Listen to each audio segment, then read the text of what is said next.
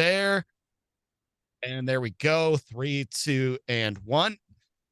Well, Mayor Wiza, here we are. We have made it to the end of the year. Well, almost. Don't For crack the our snowmen purposes, before they melt. yeah, that's true. But for our purposes, though, there are 12 of these every year, and this is number 12. Is it really? Yes. Yes, by my count. Wow. And in fact, by my count, we've done close to 100 of these. But, No kidding. We yeah, should get some sort of award or something, right? we really should. But I've If we're also close- lost. I've also lost the official count. All those people like the news directors who say they've published their 10,000th story or something like that. I lost count a while ago. I don't know how they keep track. All right. So early next year, I want you to pick one. Okay. And we're going to call it the 100th episode. And then we're going to do something special. Okay. Yeah, I can get behind that. How about a turkey drop? I swear. I am behind that 100%. God is my witness. I thought turkeys could fly. The humanity. The Oh, humanity. the humanity. But what song is going to be playing in the background? And will that song then be cut out of the episode because of musical licensing? Probably. You know how that works. Oh, yeah, I do. Yeah. For those of you that we're coasting into the new year, 2024. Who would have thought that we would have survived this long, right? No kidding. It's for those of you that don't know, this is just how things go when Mayor Mike and I get together. Obscure pop culture references get thrown off. We try to throw each other off each other's game. But hey, that's part of what makes Mayor's Monday great, right? Exactly. Well, you put 4 mics in the same room and chaos will ensue. That is correct. That is correct. Although so far, again, we don't know that we've done anything overly illegal or such. And of course, if we have, there's good reason to investigate because city government and city business and taxpayer dollars are involved there. Michael, in my field, we call that plausible deniability. I like it. But hey, we're approaching the holiday season. The city of Stevens Point is ready to send out our tongue in cheek, we say our Christmas cards, where people are getting their tax bill. It's important to note that last year our mill rate was about $11.33 per $1,000 of value in a home, which is right about in the middle of where all the other municipalities are in the state. Some are about half are higher and about half are lower. But for the services that we provide the citizens of Stevens Point, it was a good value. We had a revaluation of all of our properties in the city, meaning everybody's home value changed to make sure that it equaled what it was worth on the open market. Mm-hmm. And we were successful when we introduced a budget that required a 0% levy increase, meaning keeping those levy dollars stable, not spending any more money than we have had last year. That's great, and it worked out. And our new mill rate is about about $8.11 per thousand. So it went from $11.33 per thousand to $8.11 per thousand, but your home value increased. So your taxes, many of them will be about where they were last year, at least from the city standpoint. We've got several other taxing entities, as you probably know, Portage County, the school district, and Mid-State Technical College, a couple of which are going to be going to referendums next year. So, when you get your tax bill, hopefully it's not too shocking. And I hope you trust that the city of Stevens Point is being as good a steward as we possibly can with your tax dollars, making sure that we provide the services that you want at a reasonable rate. So we're not overcharging or getting overcharged for the services that we provide. And of course, for some people, that postcard, it does mean something, but it doesn't mean much as far as a call to action, because you've got, you're paying your taxes essentially 12 times a year with an escrow account on your mortgage. And then for some people, that postcard is a call to action because they do actually have to bring that in with a check or a card. How do people pay those taxes? Because I know if you pay partial, you might pay at one location the first time, and then the second time might be at a different location. Yeah, no, in the city, it's all fine. We have the city treasurer's office here at City Hall. 1515 Strongs Avenue. You can stop in, which many people do. It's great to see everybody popping in, get to say hi and talk to them a little bit. You can also mail it in, or you can pay it online at stevenspoint.com. And you do that whether you pay everything up front before the 31st of December to get that 2023 tax break, or you can do installments. I believe they're January 31st, April 30th, and July 31st. Those are the installments that we can split up without penalty. And then, of course, you can pay it in one lump sum at any time you wanted. Many banks escrow, they cut you a check. Some of them cut you a check for the difference and send the check directly to the city. You'd have to check with your bank or your mortgage holder to see if they escrow and how they handle that escrow. But I'm guessing most people have done this more than once, so they'll probably be familiar with it. Oh, of course. You get in one spot long enough, you get pretty good at some of these. Right. Yeah. We got a few cool things coming up going into the end of the year and early next year. We are working right now with the Convention and Visitors Bureau and Midstate Technical College to turn a building that the city already owns.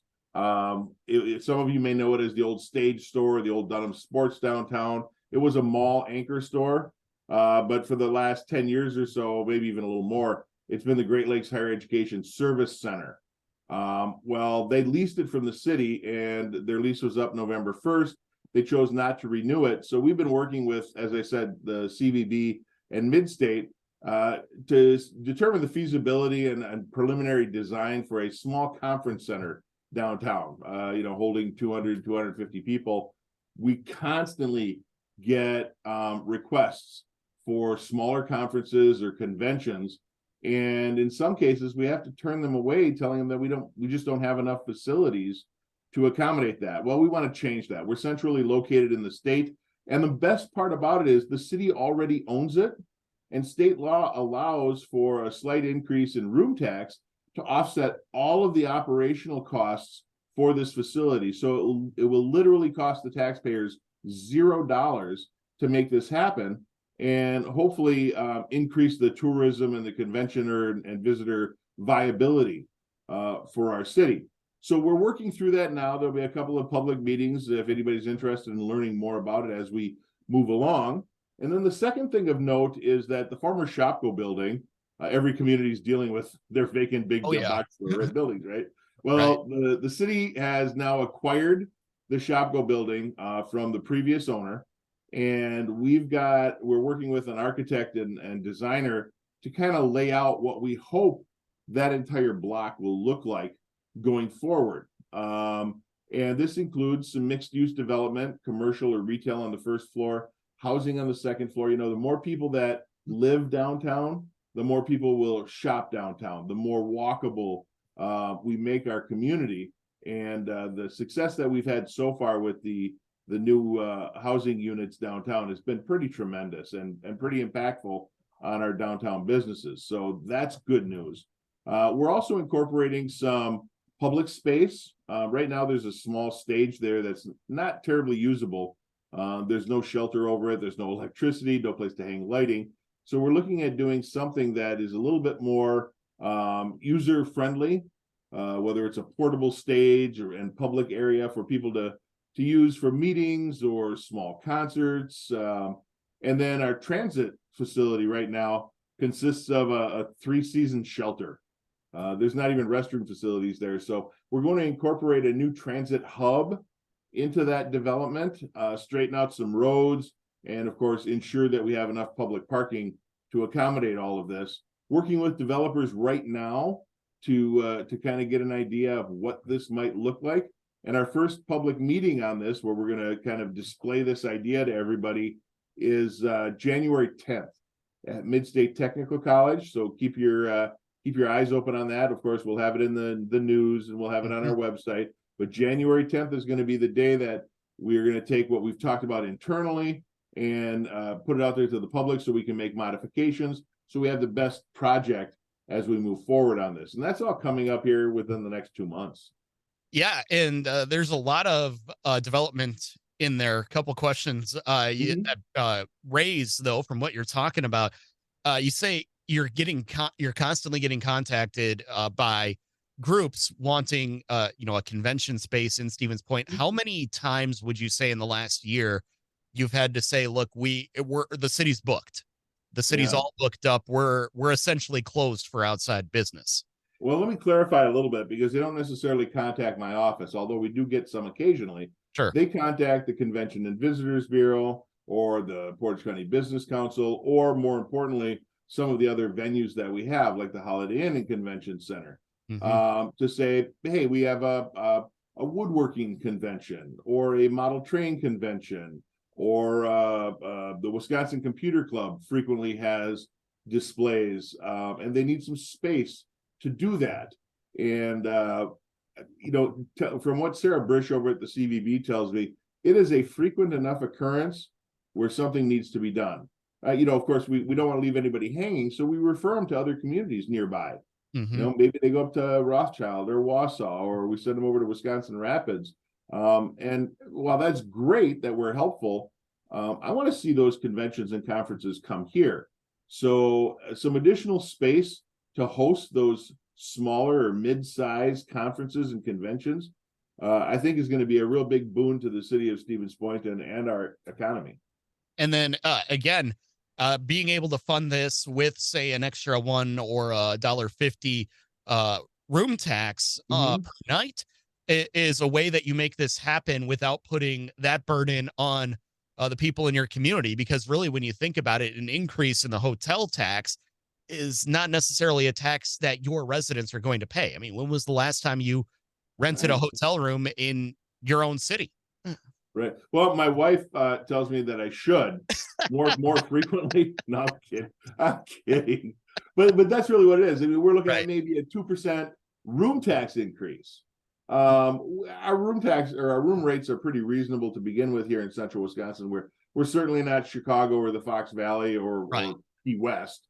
But when people come in for conferences, we can then give them what we consider still reasonable room rates and provide the facilities that they need for their trade show or whatever it happens to be. Maybe we'll have a RoboCop convention or something like, it's like naturally. It's like Comic-Con, but smaller, focused just on Peter Weller and Kathy Kinney. And who knows, it might even attract them here so they come in and visit with our attendees. Let's put that on a list. Yeah, and then bring Drew Carey with him as Drew well. Carey, that would be well, he's busy with The Price is Right. He is, but he gets days off too. So does he? I don't know. It's on every day, isn't it? How does this man sleep? I don't get it. Exactly. So confusing. And you haven't been down yet. You need to come down because we just installed our third artistic light, and the fourth one's on deck already. Yes. Yeah, that was installed a couple of weeks ago, and a couple actually sponsored it. Of course, we had donors. Mackenzie Biotish, she was the artist that designed it. She donated her work. Andy Vollard, he's the fabricator, a good friend of mine. He fabricated it at cost, and then of course Point Coating did all of the powder coating again as a contribution to the city. And boy, all those partners came together, and now we've got Singing in the Rain, we've got Fish On, and this newest one is right in front of the band shell. It's called Strumming Along. It's the streetlight playing a guitar. Yeah, and yes, I actually did get a chance to see this when I was down there for the dedication of the new Veterans Memorial. And that was one of the things that we were going to close with here today as we kind of wrap things up. I was going to compliment you because I like, what that area has become.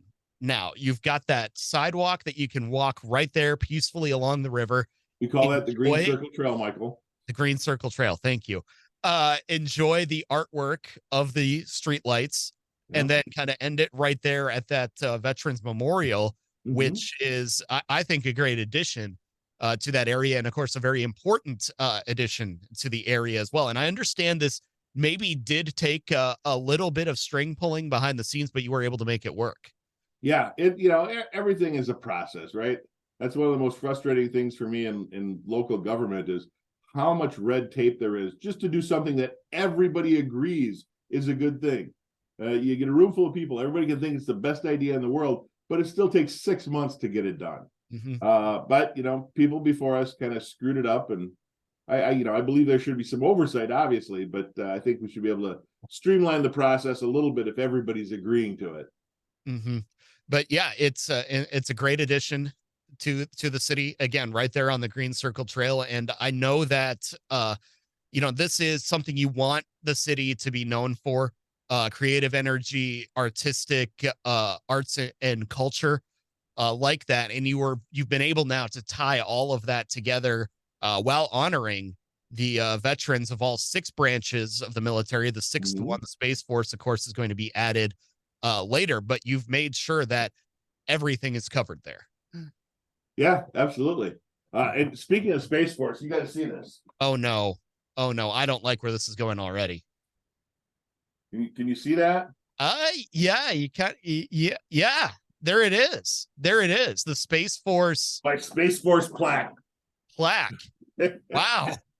That is not the plaque that's going on the memorial, but No, this one's just for me. Did you see the series with Steve Carell? I have not yet. Oh my God, you got to No, watch it. It's I've heard great so things funny. though. Yeah, Yeah, I mean, if you're a Steve Carell fan, because some people don't think his humor is right. that funny, but yeah, it's great as far as I'm concerned. Again, just like some people don't think that Mike Wiza and I are one bit funny, but of Who course, thinks that? oh, That's a bold-faced lie.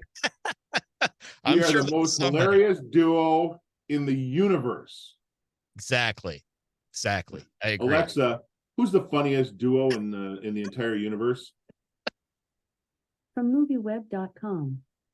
One of the most beloved Mike comedy and shows Mike in are the film funniest history is duo in Laurel the and Hardy, universe. also known as Thank you, Steven and Alexa. You Ollie. can Thank stop you, now. Alexa. Yes, indeed. Well, Mike, Turns out it's Laurel and Hardy, according to Alexa.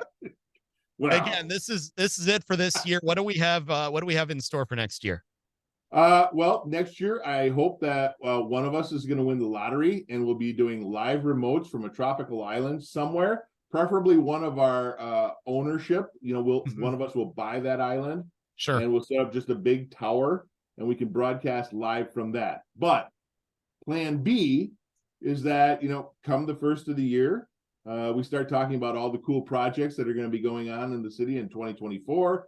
Oh We'll yeah. get you the riverfront music festivals and the downtown Notes at Night lineup, and talk about all of the food truck festivals and everything else that's going to be going on.